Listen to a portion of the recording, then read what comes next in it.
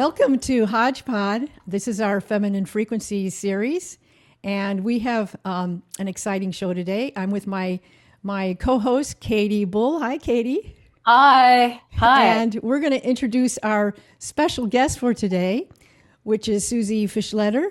And she is the founder of Rebel Leaders, an ICF certified executive coach and maternal activist scholar with a master's degree in women, gender, spirituality, and social justice. And after 15 years leading high-stakes projects in male-dominated industries, Susie hit burnout and began asking a different question. Why are we playing a game we were never allowed to win?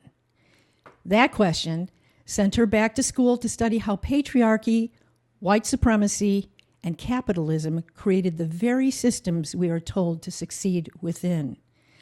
As a Gestalt-trained coach and certified yoga teacher, she believes true leadership begins in the body, in our values, our intuition, and our embodied wisdom, not just our minds. Since 2020, she has been coaching leaders, mothers, cycle breakers, and organizations who are ready to dismantle outdated structures and build something better. Yay! Yeah. She is an active board member of the International Association of Maternal Action and Scholarship, and her work bridges leadership, matriarchy, and somatics. And we are so happy to have you here, Susie, today. Welcome, and we're looking forward to a really fun discussion with you today. Oh, thank you so much for the introduction. I'm like, I want to be friends with that person. Yeah. I know. Absolutely. That's how I feel. That's why you're here. We want to be friends with you. Yay, I love it. Okay, great. Yeah. So first of all, I think it'd be fun for you to tell us a little bit. I mean, even though we did a little bit of an introduction, but a little bit about yourself, what brought you into this work that you're doing, so that we can get to know you a little bit better. Awesome. Yeah. So I'm Susie. I live in Virginia, and we've been here for about 3 years now. So I would say where it starts is, I spent 15 years in executive sales positions, really that corporate world, lean in, ask for a seat at the table, really corporate feminism. And then I had 3 children. And at one point sort of looked up and was like, I actually don't want to lean in, but I don't know what other alternatives there are, because I want to be a mother to my 3 children, which I really love. And I also want to have a successful career. And I also want to have creative pursuits. And I also want to have a great relationship with my husband. Oh, and somehow I'm supposed to be getting 10,000 steps and drinking green juice and waking up at 4 a.m. and doing all the things. It was very individual. And so that's when I kind of crashed and burned. And I really, had a tough couple of years there. So when the children were little, I stepped away, decided to, be a stay-at-home mom. I was going to lean into my matriarchal side. And within a few months, I was like, oh no, this isn't it either. Because then the kids were going to school and my husband was going to work and I was at home alone, isolated, feeling like, hang on a second, how is it that I'm being told I'm doing the most important job in the world, but I feel like my work is completely valueless and I feel worthless and I feel invisible and I feel like I'm not actually doing anything. So that is what really sent me back to study women and gender. And I wanted to study motherhood. I wanted to study how the systems of capitalism and patriarchy kind of really created these conditions of modern motherhood that made it so challenged to be a quote unquote working mom or a quote unquote stay at home mom, and why there was this binary and nobody felt happy regardless. So I started teaching yoga actually in 2019 online. Was so ahead of my time. I was like, have you guys heard of this thing called Zoom? I can teach you yoga online. It's so cool. And through that work, began coaching women through what I was learning in school and talking about motherhood and how you balance all these things. And I finished my master's degree and really felt like, okay, it is both a devaluation of matriarchal and maternal values, and it is also ignoring the feminine body that kind of came from my yoga background and came from my academic studies. And then I started working upstream and being a leadership coach and really helping women embody this sort of leadership principles within them, whether that's leading at the kitchen table, leading at work, or leading out in the community doing, organizing or mutual aid. So that's kind of what brought me here. So I started Rebel Leaders about a year and a half ago. And it's the rebel is, we are dismantling outdated leadership hierarchies and we're reclaiming the body and the feminine and all the good things. And that's where I am. And that's great. We picked May because May is the Mother's Day, and so you're the perfect guest to fill that spot in this month. But overall, I think it's so important that right now women have the support and have tools for leadership, because I think you're right, and I think this is something Katie and I have talked about before. It isn't just going out in the world and trying to be in the patriarchy. It's how do we bring the matriarchy Yes. to our world and our leadership. That's right. That's right. I think, again, I came of age in that what I call lean in feminism. And it was really, let's basically uphold all the systems that aren't actually working for women, but let's go ahead and pretend that they are, as long as you can get a job and climb the career corporate ladder. Right. And play by all the rules, not break any of the rules, play by all the rules of the system. And as long as you have individual financial success, everything will be fine. Mm-hmm. So again, that rebel in me is like, hang on, that doesn't work at all. Why don't we learn how to lead in a way that honors our monthly cycles, honors our physical bodies, honors the values of caring for the collective community around us, honors the earth and, what we've been doing to the planet. Because what's been going on isn't really working. So yeah, leading in that feminine way, kind of really embodying that matriarchal leadership, is the next phase of my life, I think. That is so important and so needed. And that journey that you're talking about, I'm thinking about how it is that women would become conscious and aware that they're inside of that system and still playing those roles when so many of the measures of success are still anointing them as, you did it right, you did it, look at the power that you have earned. Like, at what point, how would you say you've discovered in your work women have that epiphany? Is it always that they come to you having had the epiphany? Or is there some way in which, you've observed that process? Oh, I love this question. I think there's two answers. We are in the middle of a global awakening of a lot of these problems, right? I think we've seen this real rise in authoritarianism, and the old system is crumbling, and there's a lot of dirt and yuck coming to the surface that has been buried for generations. So I think we are not alone in seeing this, right? Women all over the world are seeing these problems. And so there's some kind of general epiphany that, hey, things haven't been working for a while. Maybe I should do something about that. Mm-hmm. When women come to me for coaching, they've usually had some sort of personal, I don't want to say the word crisis, but something has broken, whether it's their marriage, whether it's their relationship with their children, whether it's their career. They have reached a point where the problems are too much. And it's funny because no one really finds me by Googling, like, how do I dismantle outdated patriarchal leadership norms?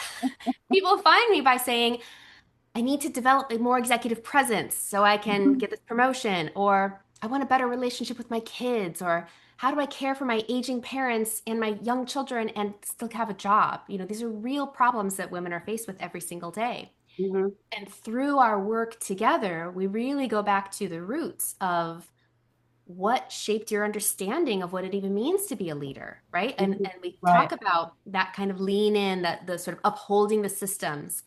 And what does work mean? And we talk about the value of labor and the value of what you do. So I have a whole process that I take women through. But yeah, I think in general, I see a kind of global awakening shift happening, and also very personal, individual, breaks happening. Yeah. Well, I was going to say, I think that,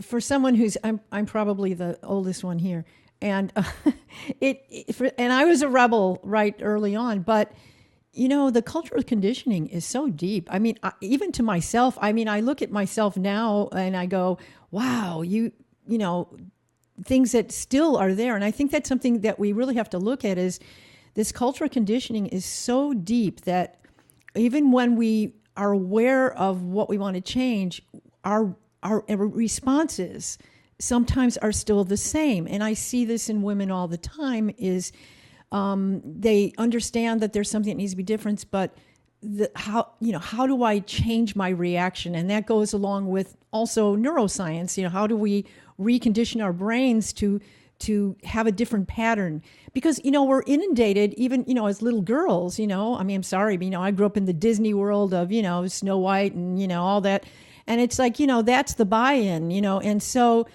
I'm not saying, trust me, I mean, people go, oh, and you don't believe in love. No, I totally believe in love, but I believe in love, real love, and I think that that's a great question to ask ourselves. How do we, even if we want this, how do we work on, and there may not be an answer right now, so this is like part of the solution. How do we break this cultural conditioning so that we can get what you're talking about, the transformation that we're going through, till we get to a real place of balance between the feminine and the masculine energies on this earth? Yeah. Such Big a rich question. It's a big question. Yeah. And I think it's spoiler alert, you never actually arrive at the answer, right? I think there's never a point in anyone's journey. The journey is the growth, right? I never arrive at a destination where I'm like, oh, I have achieved enlightenment. I have figured it all out. I have solved all of my shadows. Much like motherhood, you never arrive at the end of motherhood. Once you begin the mothering journey, you are a mother for the rest of your journey. But I think for me, what really happened is, I spent my life, I was not a rebel in the beginning. I spent my life checking all the damn boxes. It was like, get straight A's, stay skinny, go to college, have a husband, get the kids, get the career, have the house. Da, da, da, da, da. I literally had a white picket fence for one of my houses. Oh. And then I woke up one day and I was so tired, so depleted, so angry, and depressed. I was diagnosed with depression that year and put on antidepressant for the first time. And I remember I didn't really have the language for it at the time, but just this real sense of being so pissed off that I had done everything I was supposed to do. I had done it all, and I was still depressed. Like, what the hell? And that was such a moment of, oh, I see. It's because these boxes that I was checking, these rules that I was following, they weren't actually meant for me to succeed and be happy. They were meant to uphold the system and help other people empower. Like, I'm just like a cog in a wheel. And that kind of aha moment of, oh, I actually can create my own boxes and I can create my own rules of what success means. And I'm still coming up against that, right? Like I said, it is a constant process of self-development and self-growth. Motherhood is such a journey of, unlearning generational patterns and facing your shadow side that helps me along this way. But that's kind of how it happened for me, was realizing, aha, those rules, those measures of success aren't actually for me. And then I can make new ones. Yeah. Yeah. Wow. Incredible. It's so fascinating because I can see, even though I had such a different upbringing than you and very different relationship to, my own life and art and work and children, because I do have two grown children. I can really resonate with that moment of feeling the binary, because even though I was raised with absolute total support behind having a voice and owning earth and owning grounding and motherhood in ways that felt very organic to me. I could really feel the societal pressure. It was unbelievable. Even when I went to it was like a baby group, baby support new mothers group. And I couldn't believe, it was sort of really surprising to me how many women were unhappy with things that I found really quite beautiful and longing to return into structures that I had no desire to be in. And yet at the same time, when my children went back to school, just like you, I felt like, oh, there's that part of me that wants to be, back in doing whatever I do in the world. And I could feel then when I went there wasn't as much of an understanding of why I had these other feelings of longing. Ugh, I just want to make sure I can get back by 3 or by 2 or by, and it was like, where is the place in between or that holds both of the tension of these seeming opposites, that you can feel the gestalt of both pieces in really, yeah, I want to hear about your gestalt knowledge, how that works. And it's so fascinating. It's like I came into it with consciousness. Right. Right. So, Yeah. like, tell us, I mean, I'm curious about your knowledge of Gestalt and this, how these things balance and kind of come together as parts into a whole. Oh, it's such a good question. So my understanding of Gestalt, is primarily through my coaching lens. So my coaching certification was through a Gestalt coaching program.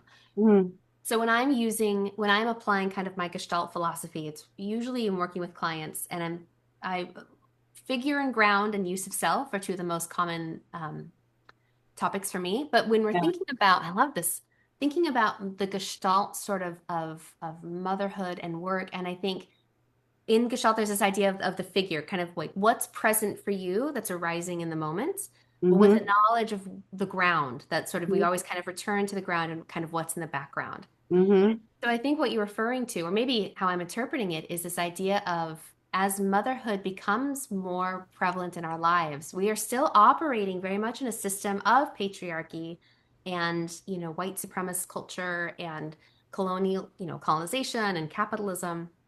And those systems shape our what we call choices before we really even have a chance to make them. So Yeah. the sort of like quote unquote choice of do I go back to work after I have a baby or Mm-hmm. not? Do I choose to stay home?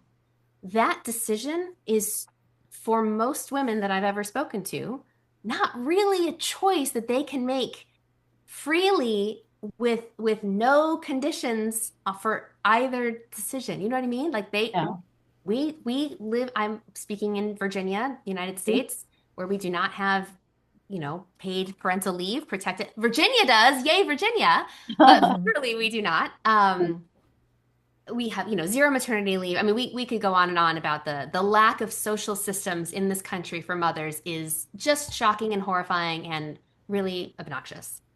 And so this, the ground in Gestalt terms of the systems that we're operating in makes the figure and the present awareness of motherhood not as individual as we, I think, pretend that it is. Yeah. Well, I was going to say too that part of it is, having childcare and all that is a wonderful thing. But that's the thing; it becomes like it's a special thing.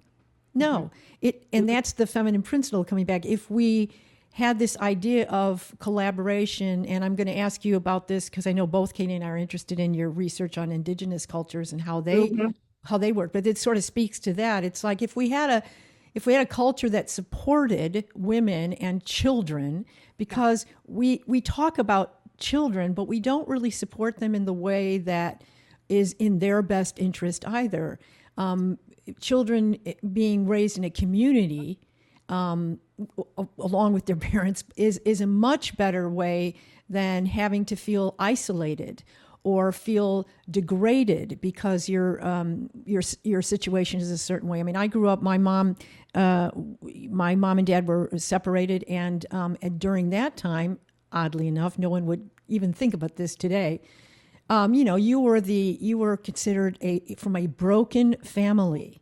You were Sure. a broken person right away. You were broken, and it is a stigma on children growing up. So Mhm. if we're going to have family structures that we're going to feel fluid with, then we have to make sure we protect children in the formation of who they are as they progress as human beings, because it stays with them for the rest of their life.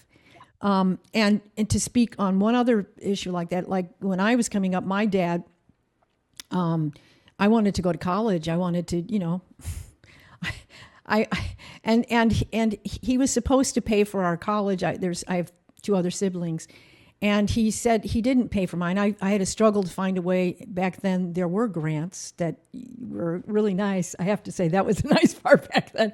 And I was able to get a grant. But I asked him one day, I said, why didn't you pay for my college? And his comment to me was, because you were a girl and I just figured you're going to get married. Oh, wow. And Woo. and you know, the fact that even if he didn't say it to me, that Yeah. he was thinking that, and you wonder why people feel this whatever is being put on them in thoughts Yeah. is still keeping them down. So as far as women go and children go, we already have this energy out there that is minimizing. So that's a big thing to have to change. But so I am curious in your thoughts about, so, you know, with your work with Indigenous cultures, what do you think we can learn from them in terms of forming new ways of you know, matriarchal systems?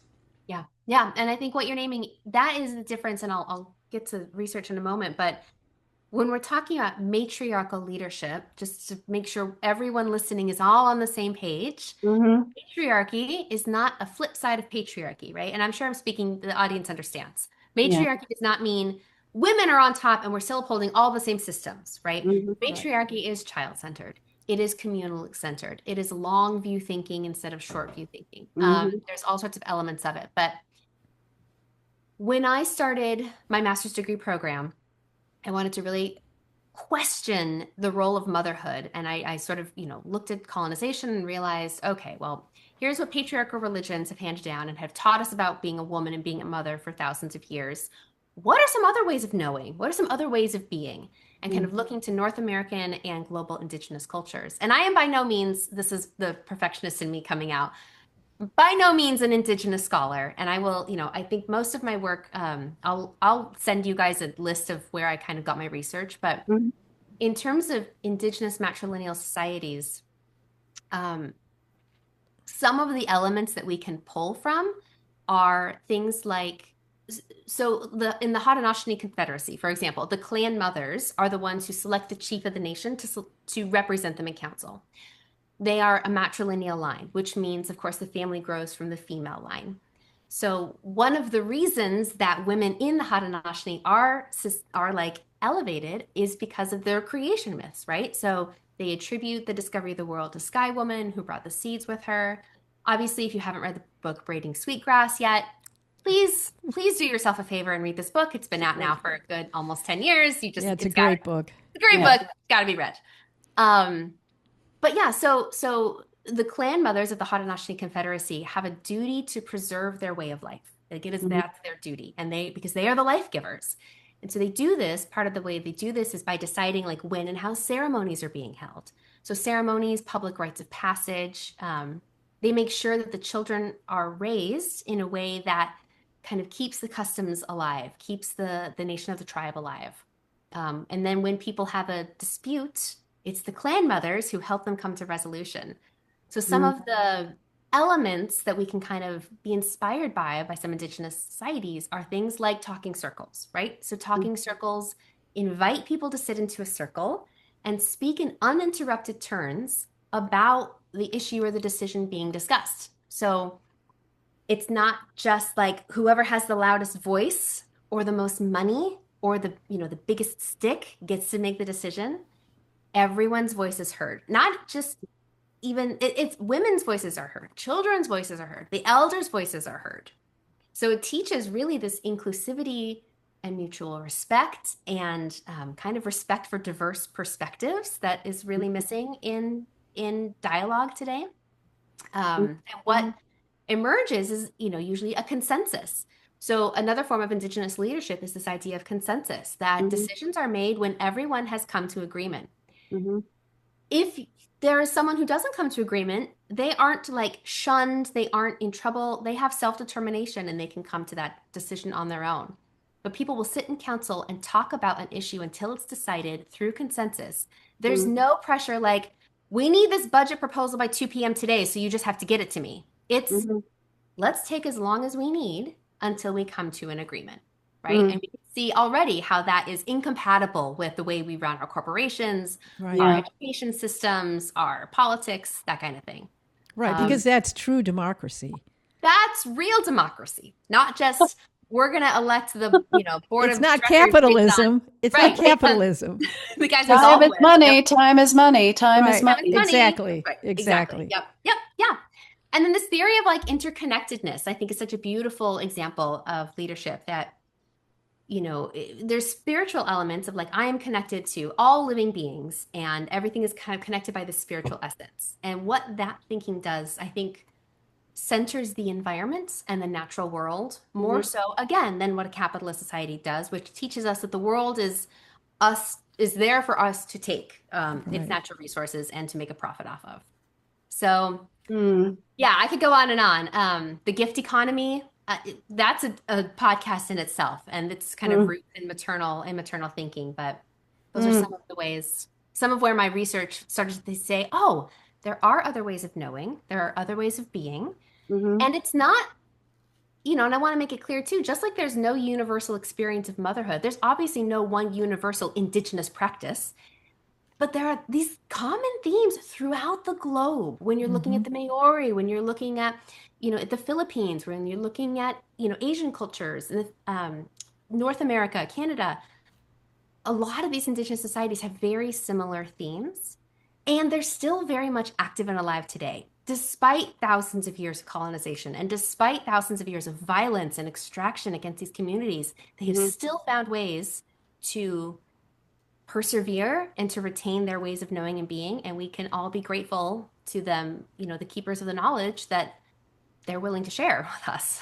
Yeah, and learn from them.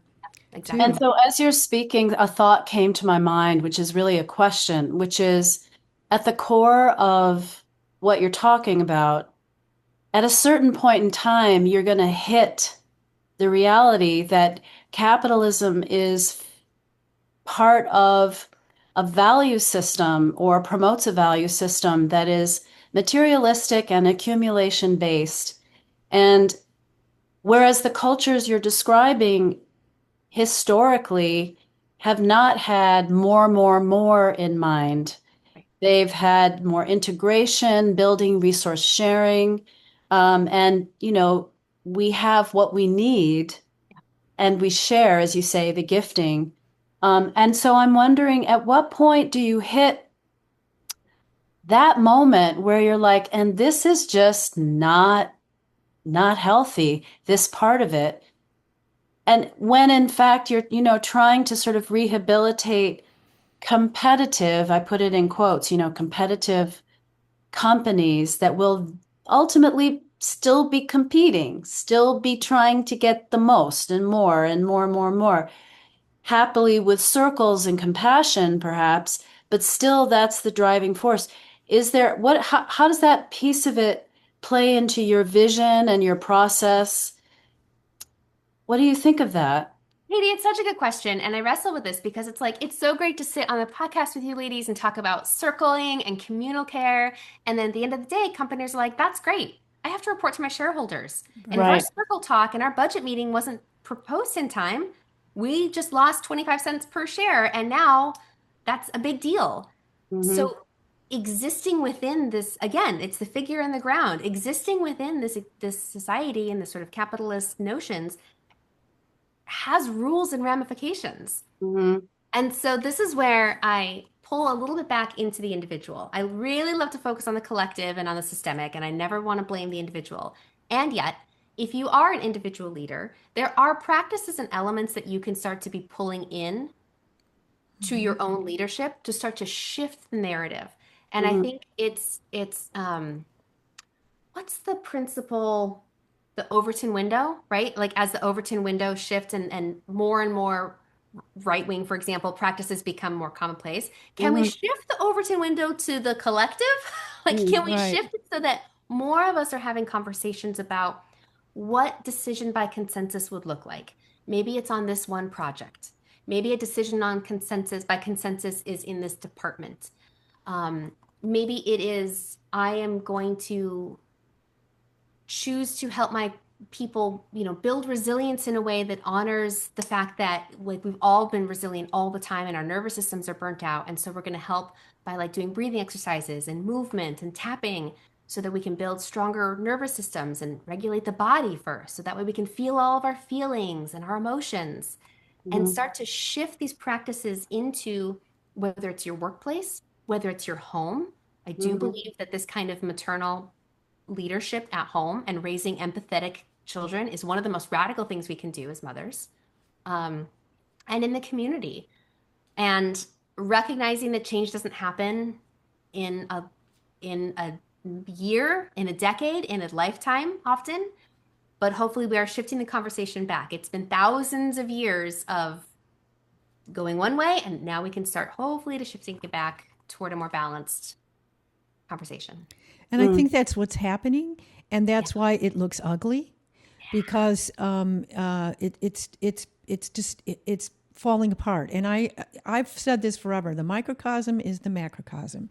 You can blame the system all you want, but if your values are not, if your personal values are not in line, and I don't mean that in a judgmental way. I mean, there are certain things like if you don't have integrity, if you don't care about other people, if you don't have empathy for other people, then that's what we're putting out into the world. And that's what our leadership looks like. Wink, wink, nod, nod, because it's partially from us. The collective still is the collective. And as you see these things fall apart, as you see people being not satisfied with what they're seeing, I hear more and more people going, I just want to live my life. I don't want it to be focused around things all the time. You hear that more now than I've ever heard it. I mean, in the 60s and the 70s, there was a whole thing about, hey man, just peace and love. And then it became this whole thing about, money and having things. And now you see there's a little shift back in the other direction. And I think that shift can be attributed to a more feminine principle of let's be collective together. And I think in those situations, even though right now they're still heavily structured, it only takes a few drops of something else to go in there and say, hey, let's try this. One leader, one manager, but they have to have the courage to do that. They have to have courage. They have to have imagination, and they have to have the willingness to lead, because we need leadership right now is what we need. We need good leadership, and it doesn't mean it's all from the top. We need leadership right here. Mothers are leaders. Well, and that's it. That's why I named my company Rebel Leaders, because we need the rebels, not to like storm the Capitol and like start, storm the empire. But we need the people who are willing to be brave and who are willing to be courageous. And it can be scary, right? But I mean, I think we're seeing this global rise in authoritarianism, and that is scary too. So if we're going to be scared either way, I'd rather be scared by being the one in the conference room who raises their hand and says, hey, you're like really using fear and control as this mechanism here. Why don't we pause and time out for a minute and just be a little bit more collective and conscious here, right? So yeah. Sounds like go ahead, Ellen. I was going to say, I wanted to segue to Katie because we talk about when we do these podcasts, we try to find a way how we link them to different things that we do and other people do in their lives. And we do music and improvisation. So when you were talking earlier about, some of these things, it's like we are training people to listen. We're training people to respond in listening to each other, because that's a skill we really need, is not just to say my point of view, but can I listen, and then can I make something out of what Katie just gave me and continue that motion. I mean, Katie's just got a beautiful recording project out right now. What's it called? The Hope Etudes. Yeah, and it's amazing work and amazing improvisation, and she's putting herself out on, I know this from my own work, she's putting herself out there in a way where she's creating something new, something that's, is not the norm, and so by having the strength to have that kind of voice to come out there and not be afraid. Artists do that a lot. I mean, that's one of the things that, you look to artists for what's going to happen next. You used to, I mean, sometimes, with the way the corporations and stuff have been, it's been hard to find that, but they're out there. And those voices are creating that vibration, that energy to make those changes. Yeah. So, this is how we all work together, And Yeah, that frequency. Yeah, I mean, thank you for that segue. But I feel like that's really, we're all talking about the same thing, whether it's hope in the body through the breath and the sound and everything that I do with my own students and in my own work, the healing work that you're doing and the new music that you're putting out, which is really embodied listening and presence in self and finding, and I would say also redefining the ground, like being part of building new ground. Right. Is a visceral process. And that's why also so related, Susie, to what you talked about as far as, understanding the gestalt of the body, centering the body in the way you have. I think that's the intersection for me. It's just I instantly responded to that. And I think along those lines, I want to say that it's scary for me to say what I'm about to say, but I feel now that I'm in a safe space to do that. And so you're doing your thing, which is that I don't like competition. Mm. I don't and it's not because I haven't been competitive or that I haven't won things or that I haven't been in a position of losing or and having to navigate that. It's that I just feel it is ultimately, even though there might be moments when it's fantastic and it's fun to watch a game and all those things, which I do enjoy, there's an element of it in this realm of the workplace and global socio-political politics and all the things we're talking about that just feels unhealthy to me and not how we're designed, looking also at Indigenous models and, you know, understanding that as a mother myself. It's like, so I guess what I'm saying is at the heart of it, it sounds like you recognize that there is something very out of balance in a primarily competitive culture at Mm. the root of patriarchy, and that you're looking more for collaboration. Um, not that we wouldn't strive for excellence, but that there's got to be more collaboration. If I'm hearing you, am I hearing you or am I projecting my own stuff? Are No, you? you're absolutely hearing me. And I think that's interesting. I don't use the word competition as much, but you're absolutely right, because what it is when you create a hierarchy of domination, as opposed to, and I'm quoting Brianne Eisler's work here. So she talks with a hierarchy of domination and a hierarchy of actualization in dominator societies versus partnership societies. So when you're creating a hierarchy of domination, that means that people at the top are given success and wealth and status and fame and power at the expense of people at the bottom. mm-hmm. And so that competition right there is very linear and it flows, one way. And that is absolutely a function of fascism and authoritarian leadership, where it's like the kind of myth of the lone strong man who has all of the answers and who has won, right? Mhm. It's almost like the American dream kind of gets caught up in this. It's like if you just work hard enough, you can win. Streets are paved with Right. gold, and you too can win and be at the top, Mhm. ignoring this everyone else that you had to climb over to get there, right? And I think that's really short-term thinking, Mhm. emphasizing that what keeps me in power now, what is going Mhm. to make my Right. stocks go up, my Right. returns, my so I can accumulate more for me, Yeah.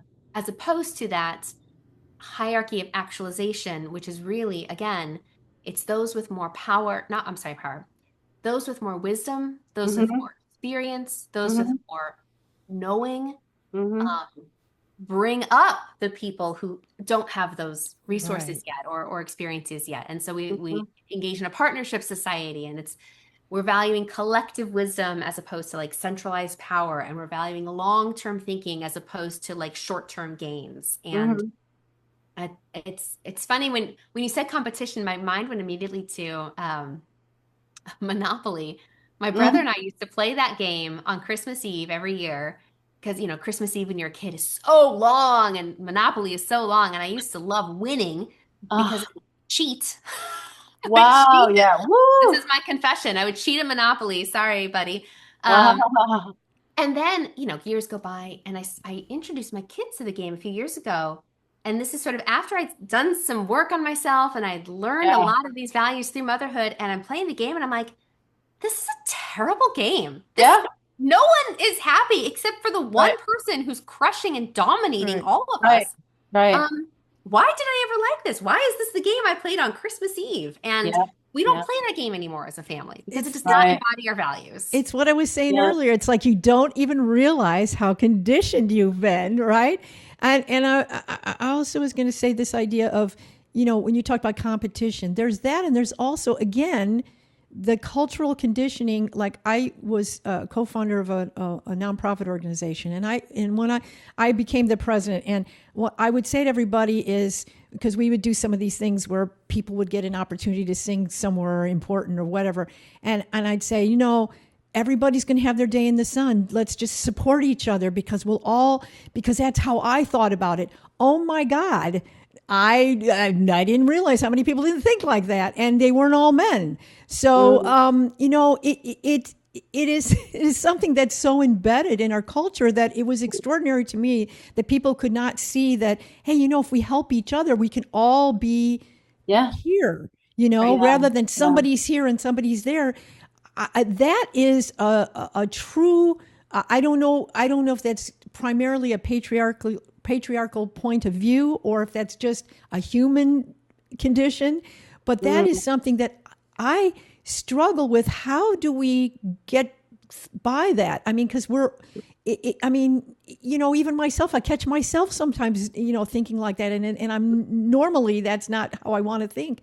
Mm. Where does that come from? Why are we wired like that? And that's not anything we can fix today, but it Mhm. is something to think about. Yeah. What makes us so want to do that? Why can't we feel good about somebody else having things and sharing things? What is that? And I see that, and that's how I feel about the earth. It's like the earth does that. It does it Mhm. naturally. You can see an animal kill another animal, but it isn't going to kill every animal in the place to show everybody, hey, look at me, I got all of them. It's Mm. like there's this balance. How do we get so far away from this? Mhm. I Yes, love this conversation because I think what you're tapping into is I don't think we are biologically hardwired to be greedy and selfish. And this is actually a fun conversation that I have with my 16-year-old son all the time. Mhm. Mhm. As he goes through his very natural and normal progress of like pushing mom's values away, we have great conversations about this. But I don't think we're hardwired to be greedy and competitive. I do think that, I think when you look at the hundreds of thousands of years that Homo sapiens have existed, we existed supporting each other. We existed and survived and thrived in community with each other, bringing each other along. Mm. We did not survive with like the one lone person who trampled everybody else, right? So I Mm. think we're really looking at a cultural conditioning, a societal conditioning, Mhm. and it's hard to separate that from biology and what's hardwired and what's nature versus nurture because this is all we've known in our lives and all we've known for however many generations. But Mhm. I don't, I think there's hope. And in some of my dark moments when I read the headlines, I'm like, okay, Yeah. Yeah. at my core, I believe that humans are good, collective, collaborative people. And if we don't destroy ourselves, we can come back to that. Yeah. Mhm. I think it's that's beautifully said. Beautifully said. And I have that hope too. I do. I feel it. And part of it is I look intentionally, and this is why I was drawn to you, Ellen, because I think that was something you were doing is looking intentionally for where there are good models, good processes, good people, good ways of being, good cultures, history that teaches us, how that hope can be moved into action. And really, I do believe that. And I think the reason why I use the word competitive is because in your original statement, you said that your epiphany, and I'm trying to find the words exactly, so forgive me if I'm paraphrasing, you can correct me, but it's something to the effect that you had this epiphany of playing a game that you weren't supposed to Mm. Yes, win. yes. Yeah, That you're game right. was winning. And so I was thinking, I think it's game playing, literally. I mean, you said it, and you just said it too, Ellen. It's like the idea that where does that come from? Well, Monopoly. How many games have we played? Hmm. Literally, how indoctrinated have we been? How Right. unconscious? How many unconscious games do we even not even know we've played? Um, and so I guess in a way, people are coming to you, but you are also carrying a message each time you meet in large groups of people. For maybe they're there for other reasons. They think they're going to be able to get ahead and be less stressed, which is great. Yeah. But at the same time, they may discover, wait, this actual game Yeah. might not be the game I want to play. Maybe I want Hmm. to change this. And I also, by the way, really appreciate that you're talking about time and having patience with the time that it takes. Hmm. I want to bring up another question, which is Before what you bring up about that the, question, yeah, go, go, go. that was so beautifully articulated. And I Wow. just want to say the fact that we're having this conversation Yes, together is yes, part of that hope and part of yeah. that putting that into the world, which is why we need these conversations. And go ahead with your question. Well, Oh and on God. that, hang on that Yeah, note, go, go, yeah, yeah. whenever I lead groups of women, I lead a writing group, I lead a monthly community call, I lead lots of groups of women, Yeah, and I either start or end the call by reminding all of us, this is a privilege not afforded to women around the world. right. Being That's able to right. gather together in community virtually, from different parts of the country, but the three of us being able to get online and have a conversation about these topics is not something to be taken for granted. And it's something to remember that throughout history and today, you know, women gathering is a source of power that often is controlled. So, okay, that's Hmm. that. Now go Yeah, back. absolutely. And that's a Beautiful. really good point. Right on. And also, I forget what I was going to say, Ah, no, I'm sorry. and it's okay. Sorry about I'm it. going to celebrate that is a feminine frequency principle of just Yeah, like that was that moment, but then this other thing came in and I can go with that. yeah. It'll either come back or it won't. But yeah, it's this notion of games that I was curious about.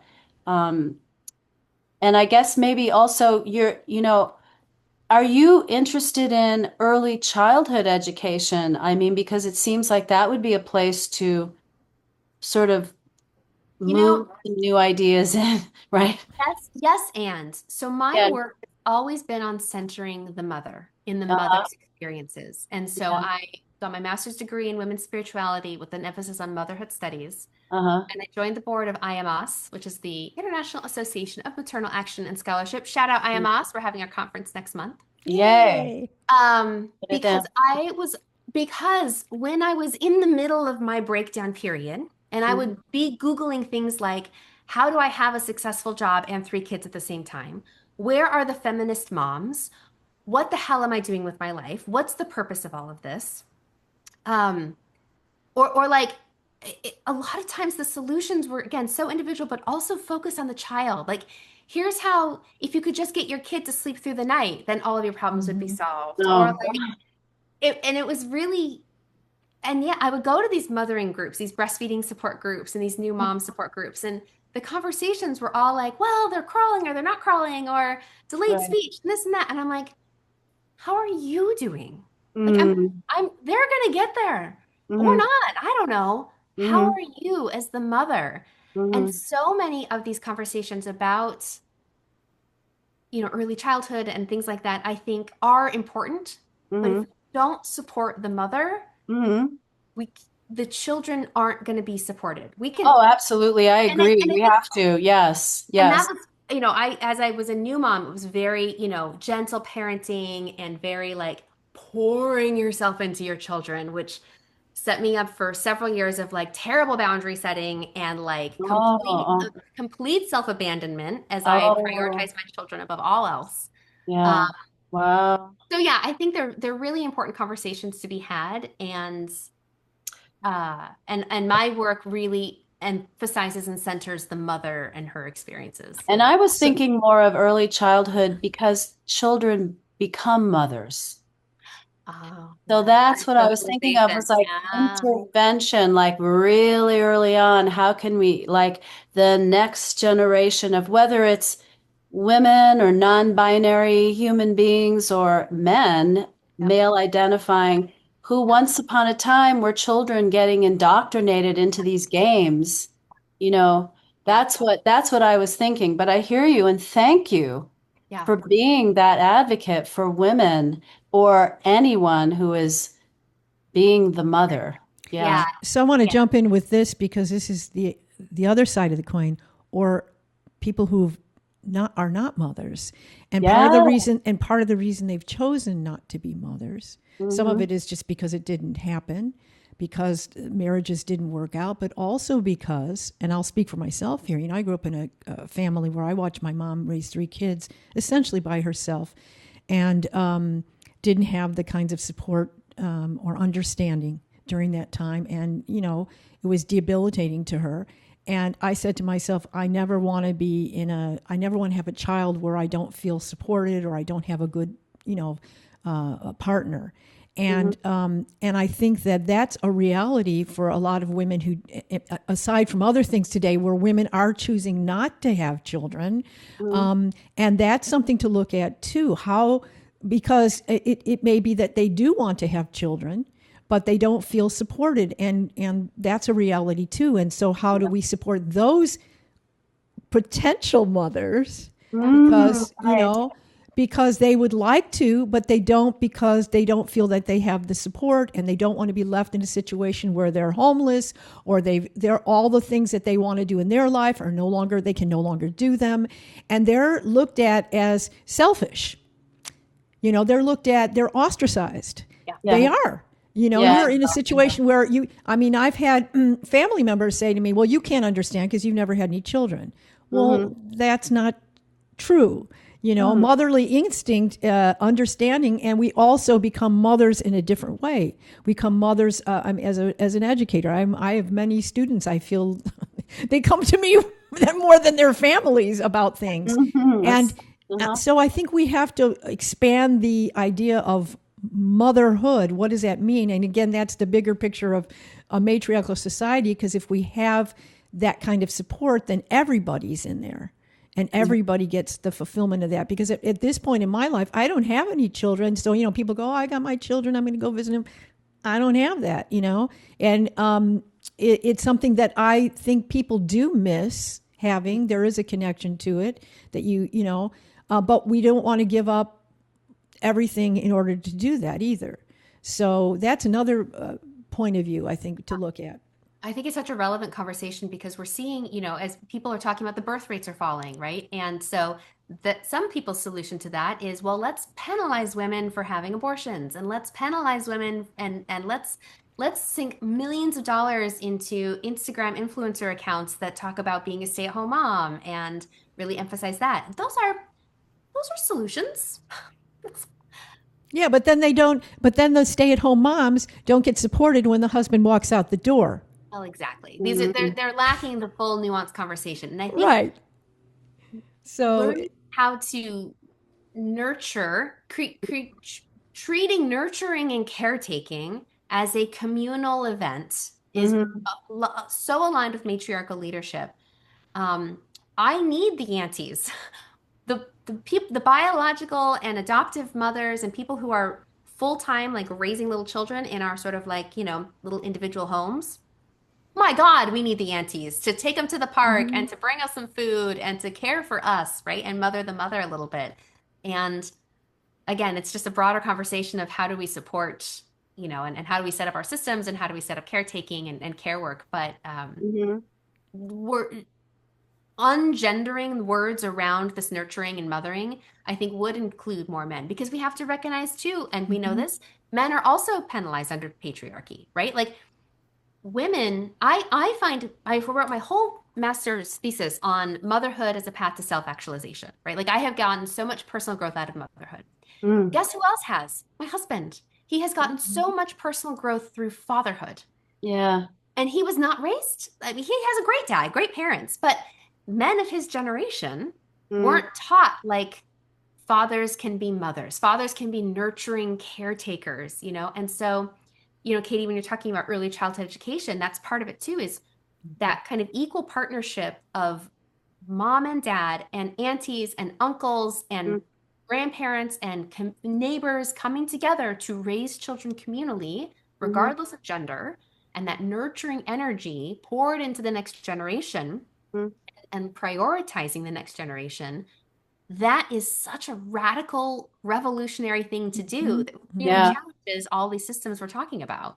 And you know, our last guest, Kristen Nordstrom, was a biodynamic, just an extraordinary, how do we want to, should we say anything about her? Just in intersecting with the last podcast, because the reason I mention it is she is working with children, but very much with the long view in mind, working on a farm that's regenerative and teaching systems in the body and in the ground of collaboration and cultivation and care, you know, that because she can see that down the road, these are the leaders of tomorrow. These are the people that are the stewards of our future. So, you know, it's just very exciting because this is really gets to the feminine frequency part of why we came together in the first place is when you go into the non-binary and you look at all the different ways that at the end of the day, mothering is nurturing and caring. Right.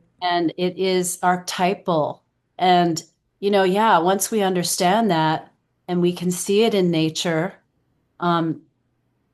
you know, it's just that's the future. That really is the future. So, yeah, I don't know. Do you want to say anything about that, Ellen? Or Yeah, I wanted to say that when we were talking about finding examples, because some of, you know, we were talking about also earlier about how conditioned we don't even realize we are. The thing about nature is it is the example. It is, and that kind of answers a little bit of your question earlier, Katie. Is maybe that is. Where we educate is in a system that truly understands it, because our system really is so we're just so not able to understand it or to put it into some kind of example or enough of an example that Right. we can't even teach it anymore. So using nature, actually, you're saying that just like it was like light bulbs went off of me. I'm like, oh yeah, there's the example of watch how I'm watching these eagles. I mean, some of you might be on Facebook, and there's these eagles in Big Bear, right? Jackie and Shadow, like the mom and the dad. Yeah, oh my yeah. God! See, we all know this, and it's like everybody loves them because what are they showing us? They're showing the example of what it means to I just want to cry, a true partnership, and you know, and they go through years of different, they've lost chicks, they've and they raise them, and then they go away, and they're okay. In fact, they don't even want them to come back. But I mean, it's like people are watching this and going and making these comments. Men and women, wow, that's really great the way they work together and they help each other and it's like, yeah, that's what we need to see. We need more examples of how does it work? I mean, we know how it doesn't work. So how does it work? And I think that's where, again, this is where this is great because we've kind of gone right to where I want my podcast to go is how do we get it to work? And I know we're going to be on you have other things to do and places to go. So I wanted to ask you this question because we want to focus a little bit on you too. So what are you building through your Rebel Leaders that you most would want listeners to know about and support? Oh, well, thank you. Yeah. So Rebel Leaders is talking about this kind of work. So I have a Substack myself. It's called Rebel Leaders. And it's a weekly-ish, I'm a mom, I'm busy, weekly-ish is the best I could shoot for, newsletter about going deep into all these conversations. In fact, I think that's how we found each other, is I wanted to write about matriarchal leadership. And I wanted to we didn't have time to get into it today, but question the emphasis on AI and how we're trying to reclaim humanity and the language that we're using about what humanity is, like empathy and creativity and collaboration. I'm like, hold up. You know who's been practicing that forever? Mhm. Women, mothers, and we have been told it has been underpaid, it has been undervalued, and we have been Right. told that those are not leadership skills. Your empathy, stop crying at work. You can't cry in meetings anymore. Your empathy is a hindrance to leadership. And Right. now all of a sudden it's like, y'all, we need to reclaim some empathy here. We need to emphasize the people who have empathy because that's what's going to give us the human advantage over AI. So what's the annoyed part of me is like, oh, that's so annoying. The hopeful part of me is like, thank freaking God, because now that means that you know who's primed and ready to lead in this age of technology? The caregivers. Right. The people who have been embracing our humanity and embracing our relationship with nature all along. Okay, I went on a tangent, but that's No, but that's that's what good. Oh, Revelation that's good. yeah, and so I write about it on my Substack. I host a monthly free community Can you call. tell me what your Substack name is? It is Rebel Leaders. Okay, Rebel Leaders I found it. You found it? Substack, and I I think will there be might be another couple that are similar, but Rebel right. Leaders. I'll you'll be find it. putting that in a Oh, so people perfect. can. But I want people to be Thank you. clear what the name Yeah. of it is. So I wanted to validate that Substack because I read several of your articles and they're so beautifully written and they're also digestible. They're clear enough and concise and I could really take it in. And then, Susie invites us to write with questions and comments, which is like, wow, we could have a dialogue. I think that's really exciting. Yeah. I'm really excited. I don't know. I would love to talk to you guys offline about how you're using Substack because I really am excited about the potential of it beyond Meta and other social media platforms for real Yeah. engagement with people. right, Yeah. I do not want to be a content creator, right, but I Yeah. have thoughts that I want to get out there, but I want to engage in dialogue. And right. so Yeah. I started. I think it's the right now, and I hope it doesn't get too messed up. But I think for me, it's my favorite of all the stuff because people are on there actually saying, I want a real conversation. I don't want you to just sell me something. Yeah, I want to know what you're doing and I want to, I'm fine. I want to support you, but let's have a real conversation. And when we came on here today, we were talking about that. We were saying, well, you were saying that, oh, something about noise or something. And I was saying, yeah, now today, you go on these videos and it's like the dogs barking, the kids crying. The other day I did a podcast and I had to warn him. I said, there's an air show in town. So we may hear planes going over. No, we're not being attacked. But I think we were talking about that's real. That's real life. And I think we've been so inundated with trying to pretend that things, aren't messy, things aren't real, people don't look real anymore too. And it's like, let's just be real. Let's just be people. Then we can relax a little bit. That's going to help regulate our nervous system too. I love it. Yeah. No, I love the conversations that Substack is having. And Yeah. so and then to take that further, every month I have the Rebel Leaders Circle, which is where it's the third Friday of every month and we gather together for an hour. Anyone can join, y'all are invited. And we have these kind of conversations where it's like, it's a chance to, in real time, digest the things that are on our mind. It's been so beautiful because I think the group is always a little bit different, right? There's some regulars who come most of the time, but it's always a little bit different. And I have seen the magic unfold when it's like the right group of people gather for this one particular topic. And it's like, oh, that's fascinating. This came up because this person just went through something similar and this person just had that wisdom. And so the Rebel Leaders Circle is really fun. So everything is on my website, rebelleaders.com. And you can kind of find me there. And then, and I offer coaching, one-on-one coaching. That's the only thing I charge for. So everything else is free. But like I would, coaching is your chance to take everything that we're talking about kind of, something's broken, something's not working. I feel this global shift, but I need someone to help me walk through this because I kind of had to do that alone. I had to really grit my teeth and break down and have really some dark, dark nights of the soul. And I wanted to become a coach for women who were going through that so they didn't have to be alone on that journey. So that as they are unlearning and breaking the rules of the game, and it is hard, they have a supportive accountability partner trained through that with, my yoga and somatics and matriarchy and gestalt and all the fun things that I bring to it. So, Beautiful. And That's that's just really, beautiful. yeah, that's really important. I wanted Mm. to throw something in there about AI.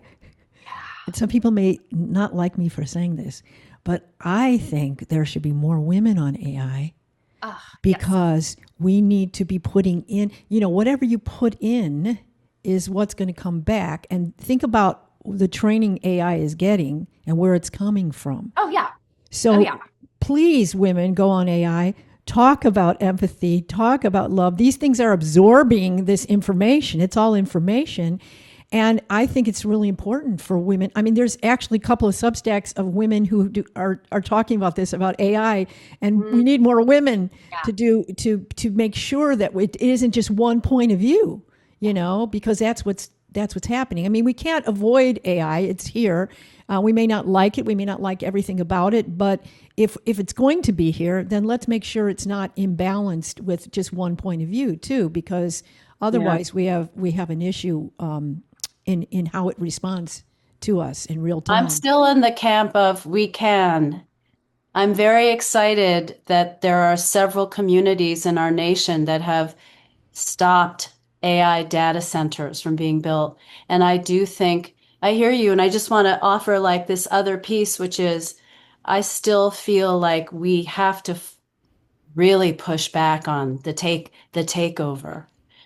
So while I hear you, I also think it's equally important not to give up on, really holding firm to not allowing it to come into our communities the way that they're trying. Oh, and 100. I disagree. I agree with you too. I mean, I don't Yeah. like the way that's coming in at all. I don't Yeah. want to sound like that. I Yeah. just mean that if we're going to bring in technology, because we do advance, if we're going to, that's part of the feminine idea too. We do it mindfully, do it to where we're not hurting the planet, to where we're not making it one-sided. It's only the broligarchy has all the stuff going.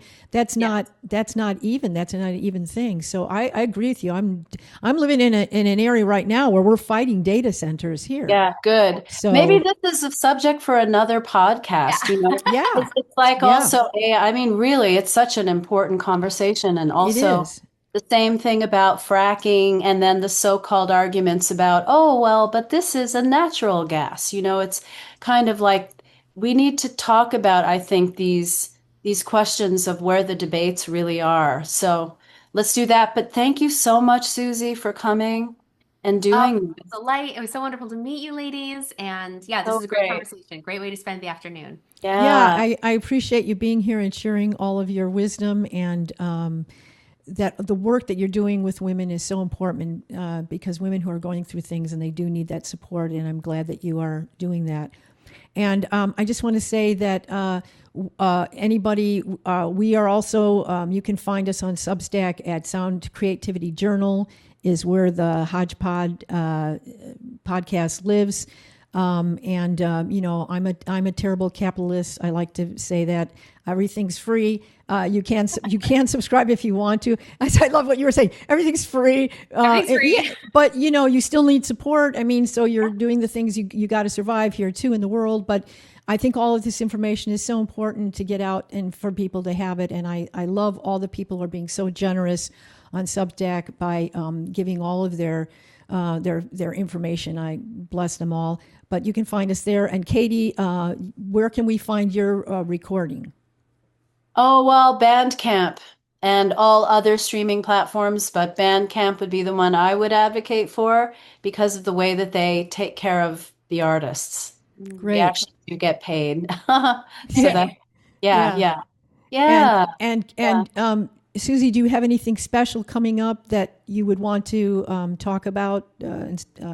Yeah, I'm doing sort of an official launch of my coaching program later on this spring. Oh God, it's already June almost. Maybe later this summer. Who knows? But I hear yeah, you. really kind of codifying it into like a 4-month program called Rebel Bloom. And the idea Oh, is that we look at your roots, right? The leadership understanding of what it means. Where did you come from? We start with the stem, which is your embodied intelligence, the leaves, which are sort of your skills and strengths that you take into the world, and then your bloom, which is sort of your unique mothering style, leadership style, And that's the first part. And then the second part, if you want to take the work even deeper, is kind of pollen into revolutionary maternal activism. So, how do you now, in this sort of really grounded state, then take your work and your strengths and your skills out to the world to affect social change for good? Love it. Yeah. I'm going to recommend that to Okay, many great. I'll send people. it to you guys when it's Yeah, ready to go. But yeah, no, absolutely. it's It Thank aligns with all of our nature stuff because Katie and I always talk about you. the connection of our gardening. Like the soil's kind of you come from this soil and then you have to work your way out, and then you become a bloom, and then you become seeds, and it regenerates all over again. And that's again, it's that idea of watching nature and learning from nature. the And best what's metaphor. also Yeah. fascinating to me is that I could relate to every single one of the parts of that plant that I could relate to. Oh, I would like to do some work and kind of re-explore that part. And oh, that part also is meaningful to me. It's like the cycles that we keep going through. Right. I definitely feel most identified right now with pollination. But I feel like, you know what? I really should keep coming back to these other pieces. I really want to. So I love that metaphor. I love Yeah. it's such a good metaphor. And I think I set it up so that the first part is only 90 days. So like we Yeah. really get you grounded and solid in, a few months. And then it's like now you bloom. Now you get to spread it. So That's yeah. beautiful. let's And again, that's through your website that Yep, people it'll would be on find that? rebelleaders.com. You'll find me there. I'm the only Susie Fishleder in the world. You can find me on LinkedIn, Instagram, Substack. Yeah, that's That it. you know of. That I know of. I'm pretty sure. I know. Your doppelganger is out there somewhere. I would love to meet her. Yeah. Thank you, Susie, and thank you, Katie, for being here with me. And everybody, check out her work, and thank you for listening. And we'll see you again down the road. All right. Take care, everybody. Bye.